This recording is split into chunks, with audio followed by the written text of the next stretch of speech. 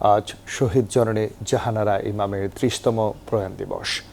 রাজাকারদের রাজনীতিতে নিষিদ্ধ করা এবং মানবতা বিরোধী অপরাধের বিচারের দাবিতে গড়ে তোলেন ৭১-এর ঘাতক দালাল নির্মূল কমিটি। আন্দোলনরত অবস্থাতেই প্রয়াত হন এই মহীয়সী নারী। আদিত্য মামুনের রিপোর্ট।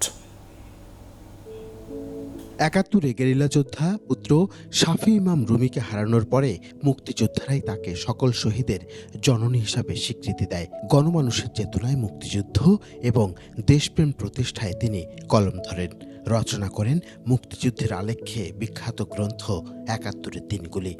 আমাদের যে আন্দোলন, এই আন্দোলনে এই শিল্পী সমাজকে আমাদের আরো বেশি করে দরকার। ৭৫-এর পর রাজাকাররা প্রকাশ্যে আসে। মানবতা বিরোধী অপরাধে অভিযুক্ত এবং নিষিদ্ধ ধর্মভিত্তিক দলগুলোকে রাজনীতির সুযোগ করে দেন জিয়াউর রহমান। ১৯৯২ সালে দেশে ফিরে গোলাম আজম। ৯৪ সালে খালেদা জিয়ার আমলে তাকে নাগরিকত্ব দেওয়া হয়। এর প্রতিবাদে সরব হন শহীদ জননী, গড়ে তোলেন ৭১-এর ঘাতক দালাল নির্মূল কমিটি।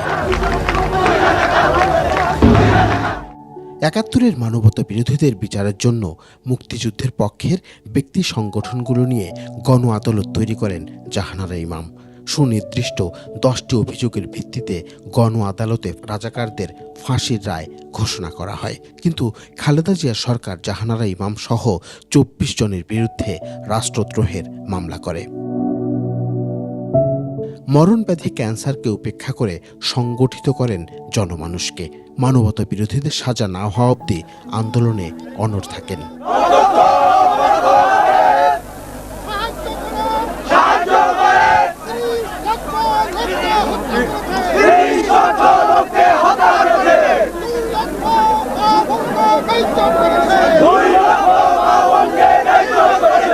১৯৯৪ সালে ২৬ জুন রাষ্ট্রদ্রোহের মামলা মাথায় নিয়ে চিকিৎসাধীন অবস্থায় প্রয়াত হন জাহানারা ইমাম। তার দেখানো পথেই ২০১৩ সালে রাজাকার কাদের মোল্লার ফাঁসির দাবিতে আবারও জেগে ওঠে বাংলাদেশ।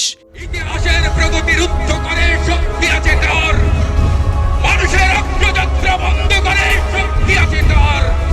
মানুষ জাগবে ঠিক, পুনরায় জাগবে মানুষ। আদিত্য মামুন, ২১ টেলিভিশন।